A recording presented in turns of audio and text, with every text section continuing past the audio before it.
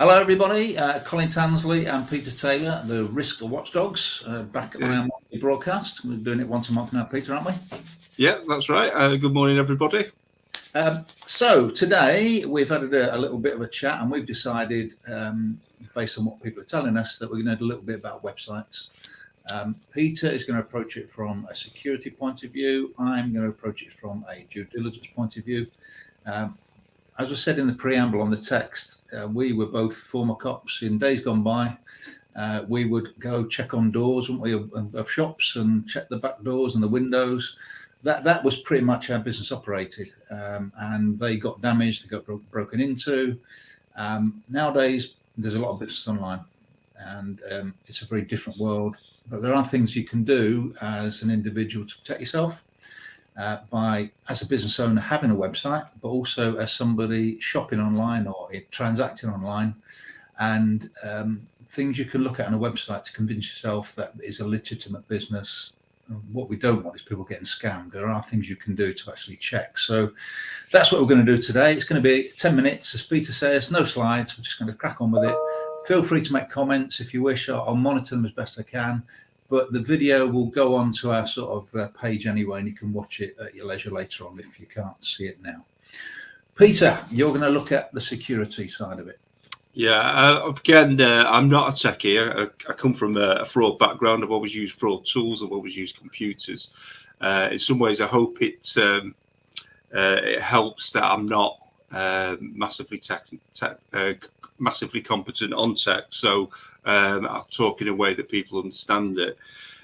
So it's more really about the things that you need to be asking your IT department, or asking yourself if you're in the IT department or in cybersecurity or in risk management within an organisation. Colin mentioned there we used to check houses and shops, and quite often they look secure. You know, you've got metal shutters down, but and a padlock there, but when you lift it, you find that the padlock's not been secured to the concrete, and the shutter just comes up, or the doors look locked, but you touch on them and they open. And websites can be very much like that. What I hadn't realised was how much information the public can get from a website, and where that matters to me is in conversations with ex-criminal hackers, but also hackers. Mentioned before, hackers aren't always criminals, but they do like to test websites and they do like to check things out. So how does a hacker see your website? What can they see on your website that would encourage them that your website is worth attacking, or would show them that your website is insecure? So the first thing that a criminal would look for is a website that is clunky, that's slow, that freezes, and doesn't work properly. Why is that of interest to them? Well, because if you can't be bothered maintaining your website for doing business, for your source of income, then you're probably not going to be investing sufficiently in your security. So what, again, was a surprise to me is the kind of vulnerabilities that people outside your organization can actually see on your website. And I would encourage you to have a look and check about your websites, you know, after this conversation. I don't mean, you know, you haven't got to fix everything by tomorrow.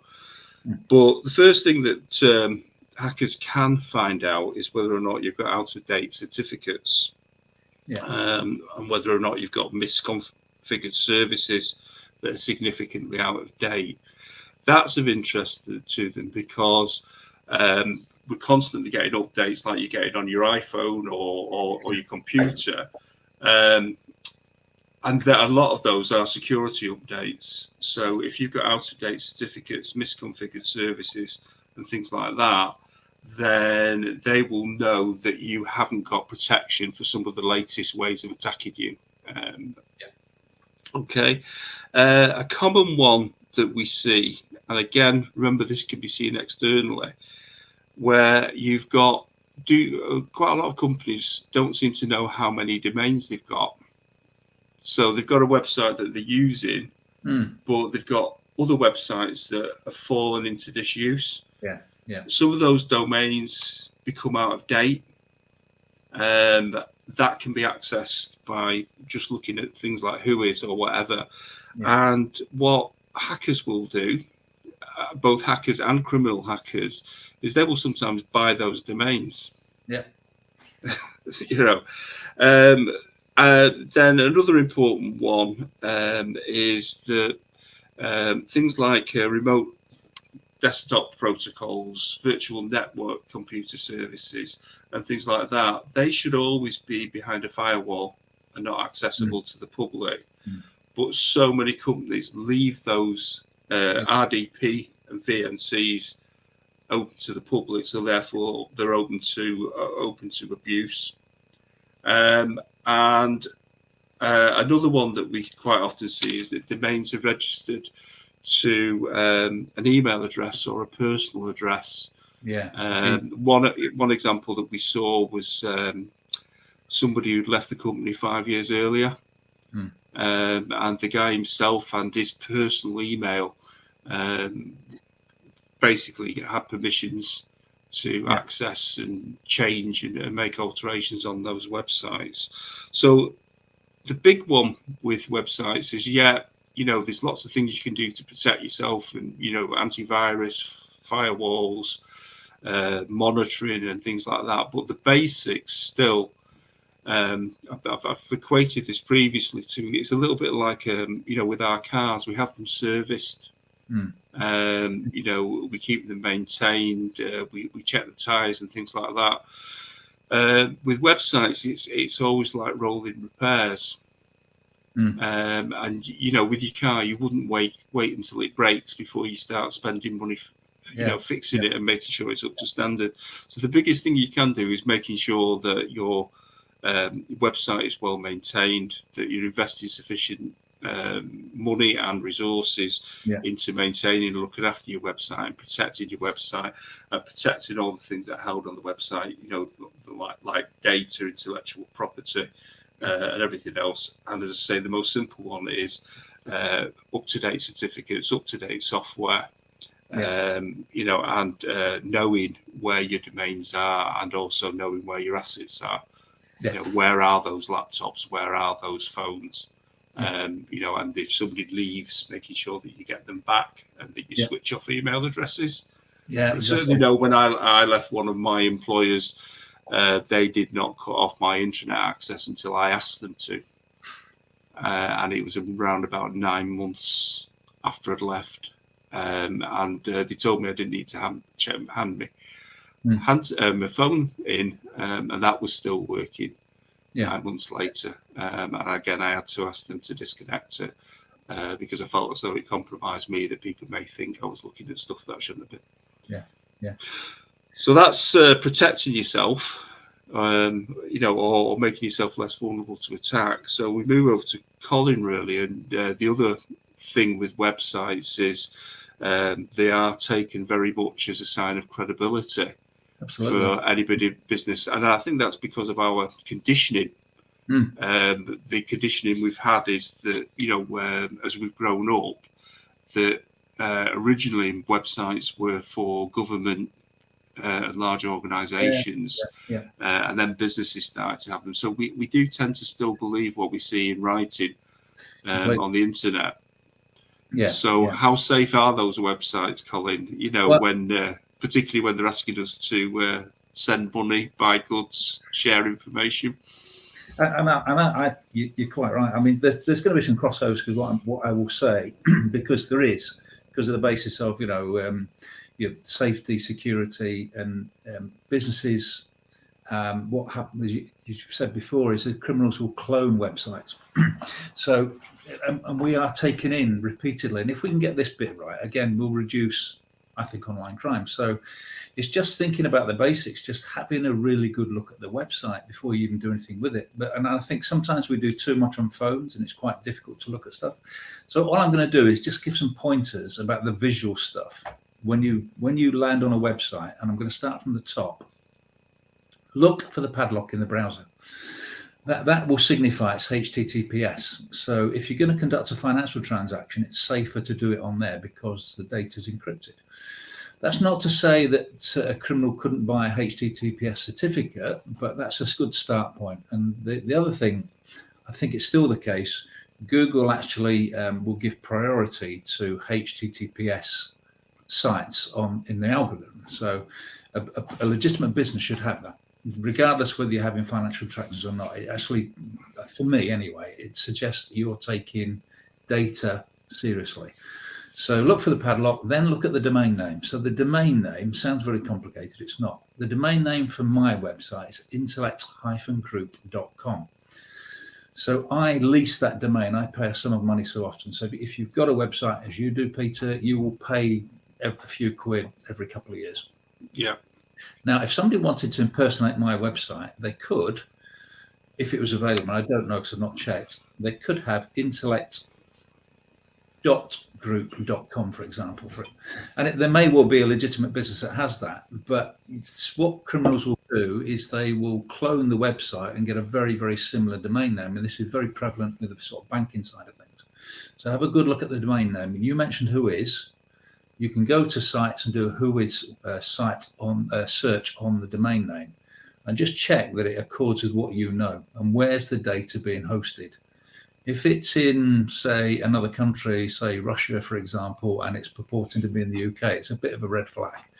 So have a good look at the domain name. And if you want to know the places, if you just do Whois search into Google, you paste the domain name in there and it will give you information about it. The next thing is have a good look at the site. I do this on the course that we run. We ask people to look at websites, but what we do, we pillar box stuff. Letterbox. We look at what's in front of us. We don't scroll through the website invariably. We don't have a good look. So look at things like spelling. Look at things like grammar. You mentioned there about a site being well maintained. This is how a good business presents itself. Is it well maintained? Is it well presented? Does it look professional? If it's not, start asking questions. Look for the About Us section on the website where I've, when I'm doing due diligence, that's where I head for. Now, if that's absent, you have to ask yourself, why are they not telling you who they are? Yeah, and I'm sorry to say you get the spin, don't you? We are really good and we're dead nice and we're dead ethical.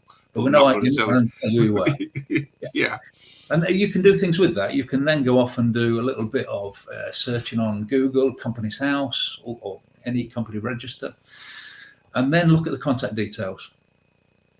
If you mentioned personal emails when you were chatting there about what I've seen before is a domain name, but then they've got a Gmail address. I'm thinking, well, the domain name gives you access to email anyway. Why using the Gmail account?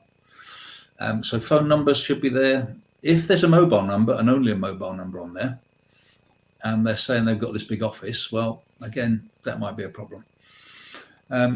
If you can, look for the company details. There might be, on the better websites, you'll have a company number, or you might have, if it's a financial site, there might be reference to the license.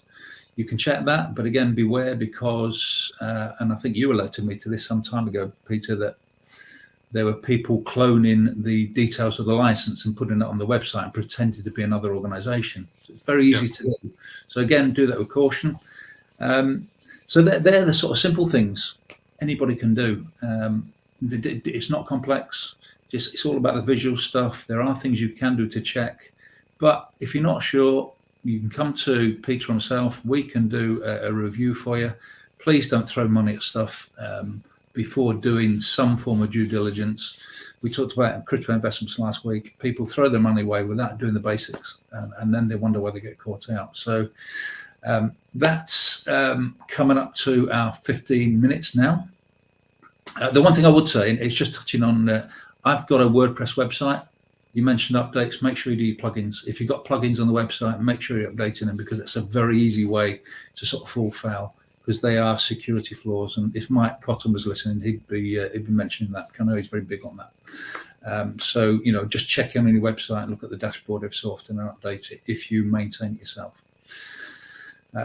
Okay, is anything else, mate? No, just finish off by saying it's always there used to be there still is the Take 5 campaign. Yeah.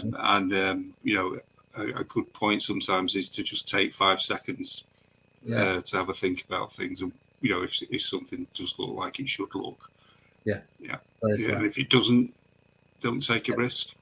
Absolutely. And let's be careful out there. Yeah, absolutely. Yeah, excellent. All right, thank you very much for that, Peter. Good to chat to you again. Good to chat to you, Colin. Yeah, and we'll put the video up on the site, and there'll be a link to it in the comments. But that'll be probably later on today. All right, cheers, Peter. Thank you. Thanks, everybody. Thanks for listening. Bye-bye. Bye.